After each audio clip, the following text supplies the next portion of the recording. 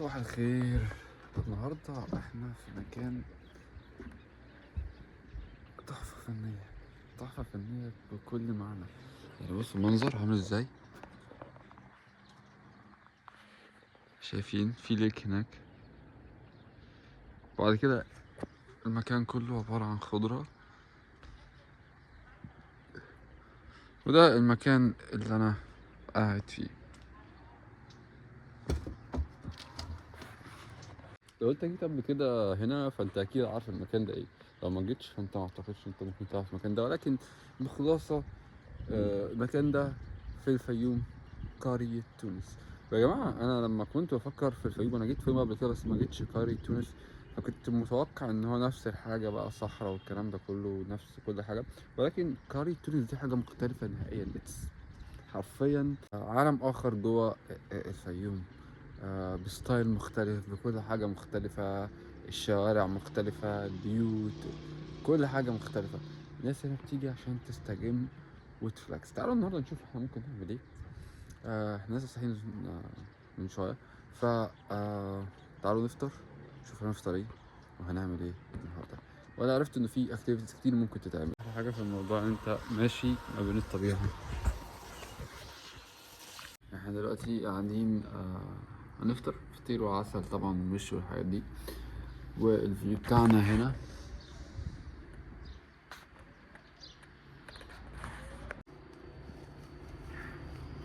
الفكرة بقى عشان تلاقي مكان تاكل فيه، او يعني هتقعد تلف بقى، يا اما يجت سكامد، او ان انت تتظبط معاك والدنيا تطلع لذيذة والاكل يطلع لذيذ والقعدة لذيذة. شفنا المابس وشفنا ريفيوز عشان نيجي مكان زي ده، فالمكان لطيف من تحت والفيو لذيذ، بس الفكرة انه مفيش حد خالص. اوه بوكادس. احنا فطرنا والفطار كان لذيذ. دلوقتي هنروح نجرب بقى البورتري، ان انت تعمل الحاجات اللي هي بالفخار بقى والحاجات دي كلها، هنروح نجربها. اول مرة التجربة دي بالنسبة لي. انا مش عارف اتكلم، انا حاسس مش عارف اتكلم، مش عارف ليه، يمكن عشان اخر ضرس العقل فالدنيا بايظة معايا.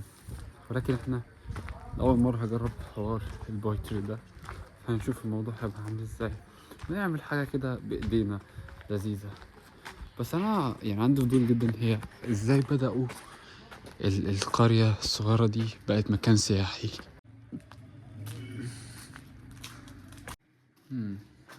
If you're gonna make something, what would it be? A ball or a mug? A ball, because it's easy to do. Would you go for anything harder? Because you know how to do it, so. Like what, like a vase? Maybe. Could go for a vase. I think I'd have to feel the clay and see what. أنا بيعجبني البيوت. البيوت تصميمها جامد يعني.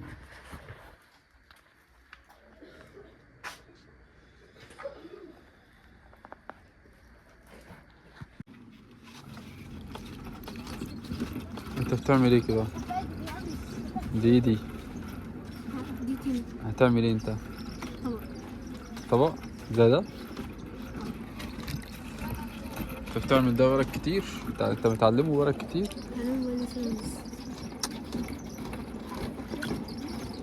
وسهل ولا صعب؟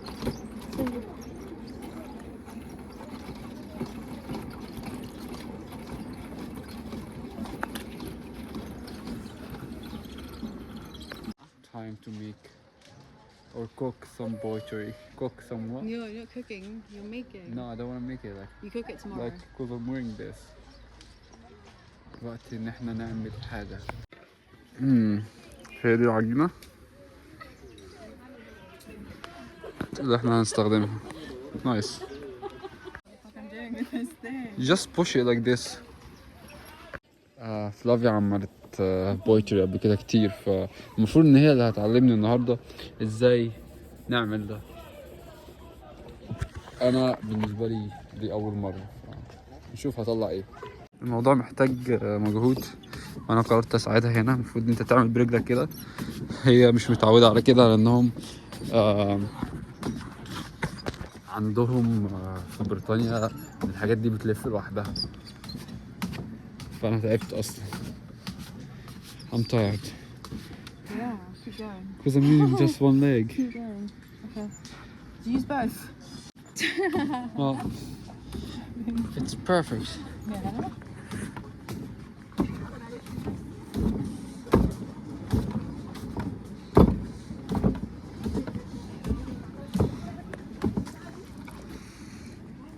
أنا بتمرن في الجيم مش نعمل كده.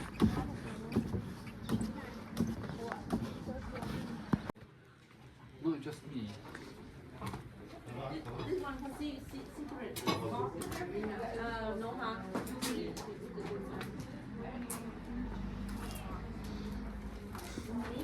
يلا.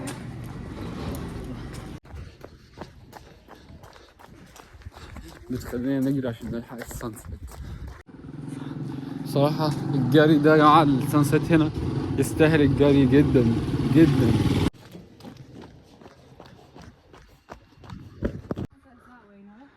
يا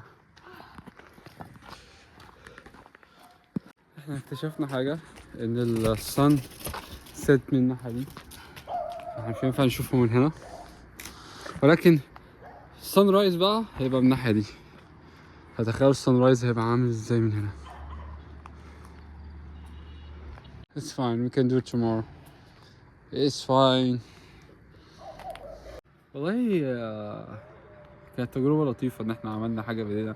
انا ما وريتكوش الحاجة ان احنا خلصناها، والبداية كلها كانت طين وهي ده طين، فما عرفناش ان احنا نصور. ولكن انتوا شفتوا الحاجات اللي معمولة، يعني ينفع ترسم عليها تاني يوم، والموضوع ما بيكلفش كتير قوي، بيكلفك 150 جنيه تعمل حاجة بإيدك وتاخدها. ف150 جنيه بتدفعها، فالتجربة لذيذة جدا يعني بصراحة. المفروض ان في اكتيفيتيز كتير بتتعمل هنا، ساند بوردينج بقى، بتروح وادي الريان تشوف الشلالات بقى وتشوف وادي الحيتان، والمفروض ان احنا نشوف الستارز بالليل في مكان كده تكون الدنيا ضلمة فيه خالص. ولكن النهاردة للأسف كنا هنعمل كده، بس زي ما انتم شايفين السماء والسحاب مغطين الدنيا، فمعرفش هنعرف نشوف حاجة ولا لأ. بس احنا هنكلم الراجل وهنسأله إذا كان هينفع ولا لأ. لو ما ينفعش هنضطر ان احنا بقى نشوف نعمل اي بديل تاني ونشوف حاجة تانية غيرها. بس عموما القعدة هنا والاجواء يعني مريحة نفسيا جدا ما بين الطبيعة، بس اعتقد هيكون في شوية حشرات، فابتديت احس ان انا في حاجات بتقرصني.